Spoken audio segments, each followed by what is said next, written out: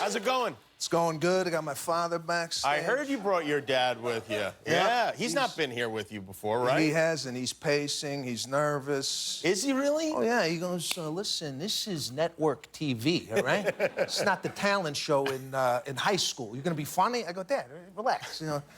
He's always nervous. Does he really? He says it to you as if that would help in any way. Like that's going to make you go, oh, yeah, right, I have to be funny. Yeah, like he is no help whatsoever. He is not. Been here for 2 days. We've been eating like sharks. Oh, is that right? And when he's a big eater, Dad. Well, huh? you know. Yeah, right. Yeah, I know. Yeah. Italian, it's a thing. It's genetic. It's something in us. Well, my wife is not used to it. My wife comes from a Jewish family, all right? So when we go over to her house and her parents, you get, like, portioned amounts of food. Oh, really? All right? They give you a chicken thigh and broccoli. And you don't know if there's any more, right?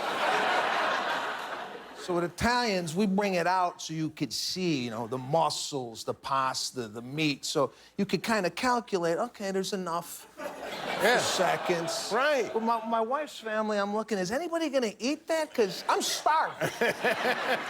So it is weird. It is especially weird when like you look at a box of spaghetti and it says 8 servings and you go, 8 servings? I'll polish this off all by myself, no problem. Absolutely, I could eat, man.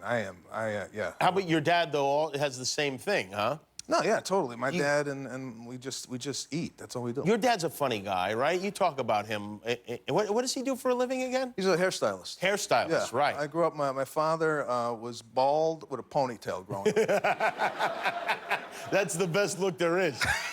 It really is. Imagine him showing up for the PTA meeting.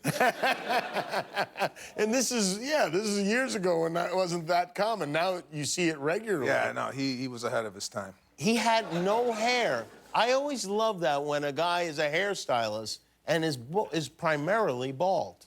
Yeah, so it's like going to a dentist with no teeth.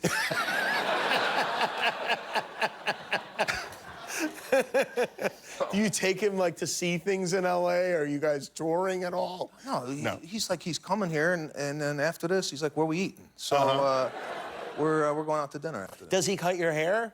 Absolutely. Yeah, absolutely not. You don't let me. No, he's older now. He's 74. He still cuts hair, but I don't let him around. Is he having fun with his grandchildren? I would assume. Yeah, he's having a ball. I have a newborn baby. Congratulations. 7 weeks. Yeah. You got a boy, right? Yeah. How's that going? Well, you know, you could speak to this. I got a daughter. She's 2.5. I got the son, 7 weeks. Now, the son's on my wife's breasts constantly, and the daughter's vying for attention with my wife. And I took the summer off. I'm like, I'll help. I am not needed at the house. My daughter, I'm trying everything possible. I mean, when I go on tour, I make a lot of people laugh, and I'm getting nothing at the house. My daughter's looking like, you get paid for this?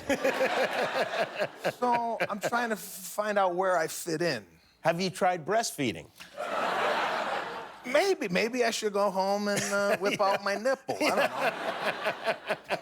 Yeah, it's bad when that happens, but that does happen because whoever's got one kid, the other kid wants that parent, and then the other parent might as well be in the car, you know? I'm taking walks around the block because I'm like, man, does my daughter like me? What do I got to do? What's going on? So I'm really taking this to heart, man.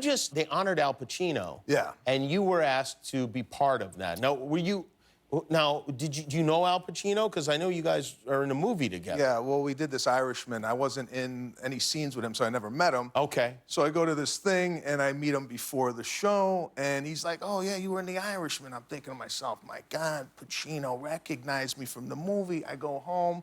I call my parents. I'm like, Pacino recognized me from the movie. Now, I come from a negative family. Like, he didn't recognize you. Right? Like, nothing is ever... So my dad's like, he probably had a guy whispering, this is a guy in the Irishman.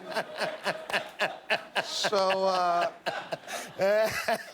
I'm doing this gig, and it's, I mean, it was like one of these hell gigs where you go and and you know, you're going to go on after the auction. So right. I go on, and the room is spattering with, you know, talking and whatnot, and Pacino's there. I don't want to look at him because I don't want to see if he's laughing or not, because I knew that was going to distract me.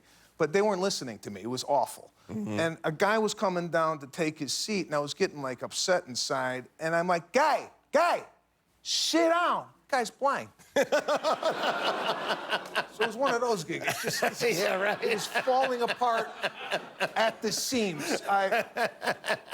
Stallone was there. Oh, really? Yeah. Oh, boy. So, oh, my God. well, this is like my superhero. Right, yeah. Growing up, there's only one guy I really wanted a picture with in Hollywood, and it was Stallone. I got to meet him before the thing, and the person who was supposed to have the camera wasn't ready, and, you know, I'm not going to keep Rambo waiting. No.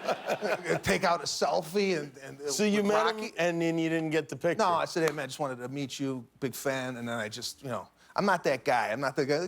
Who you gonna fuck? Yeah, right. If it's not happening, it's not happening. Right. So I tapped out. Did Sly enjoy your performance then afterwards? Well, look down 2 minutes into the act, Sly gone. Now, I'm thinking, did he leave before I got up? Did he listen for 2 minutes and this guy stink and walked out? So that is playing in my head. Oh, this is a nightmare. Terrible. Oh, my goodness. But then Pacino, I look down finally, and he's laughing. Oh, thank But then, God. of course, you know, I'm thinking somebody probably said, would you laugh? The guy's So there's no one that nice in the world. So now you have, speaking of hell gigs, this MTV VMA thing. Yes. Do you keep up with any of this music that they're playing on MTV? Are they even playing any music on MTV? Well, I kind of follow it from afar. I don't know who's feuding with who, who's throwing shade. But yeah, I'm excited. This is going to be a challenge for me, a different audience for me. And, but I'm coming prepared. This is going to be a good one. Good. You're hoping to enjoy this. Oh yeah, no, I'm not bringing my father. And you have a new, you have a new tour. Yeah. You're very prolific. What is the title of this tour? The title's called "You Bother Me." And that's what I'm constantly saying throughout my entire life. This is your mantra in a way. Yeah, I'll call my sister, I go, you know what bothers me?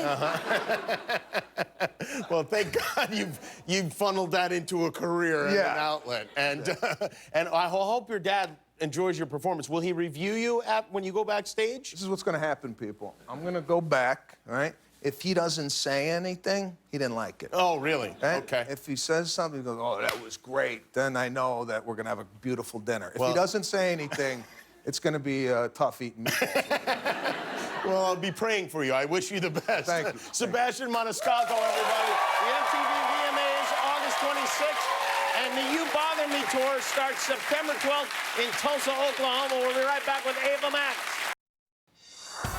Thanks for watching, and remember, every time you click the subscribe button, one of your enemies gets destroyed.